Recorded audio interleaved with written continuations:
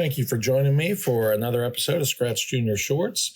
Today's episode, we're going to talk about speed controls. Scratch Junior has a way, it's a built-in way to determine the speed of your blocks and how fast they'll go. And so what I'm going to show you here is how the built-in speed settings work on this first page.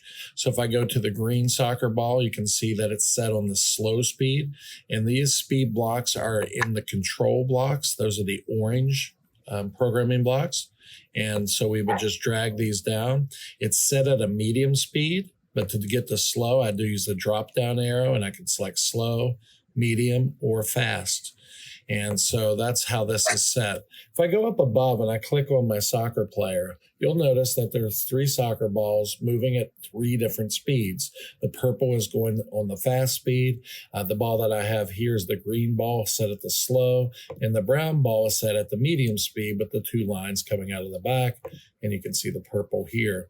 What I want to show you is that even if you don't use a speed block, and I go to touch the soccer player, you'll notice that the brown is still the medium speed. The reason for that is even without a speed block, it's set at medium. It's kind of its default setting. That's how the game works. So I'm going to just set that one back on there.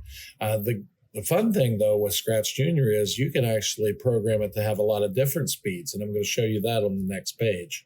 So if I go here and I do the same thing and I click the soccer player, you'll notice that there was a lot of speeds there, not just 3. There's actually 8 speeds on this one. So if I go back and I kind of look at what's happening here, well, we have the first 3 speeds just like before. We have slow, medium, fast speed. But then what we're looking at now is because we had 12 was the amount of spaces on the grid. So if I count my squares, those are my grid squares. And so there's 12 to get to the soccer net. So what you can do is you can kind of break those up. I have 6 and 6. That equals 12. If we count by 6, it's 6, 12. So it gets to 12, just like if we use 12, but because we're breaking it into 2 blocks or 2 messages to the ball, it's going to go a little bit faster. The same thing goes with if we use 4s. 4, 8, 12. 4 plus 4 plus 4 is 12, or 4 times 3 is 12. So it goes like that. We can do 3s. So each time we're sending more blocks to the ball, and it gets faster and faster and faster. And 2, 4, 6, 8, 10, 12 on this blue one. And then finally, on the plaid ball, it's going to send 12 one time. So 12 different messages to the ball, and that makes it go the fastest. So if we go back here and you look again, all those different speeds.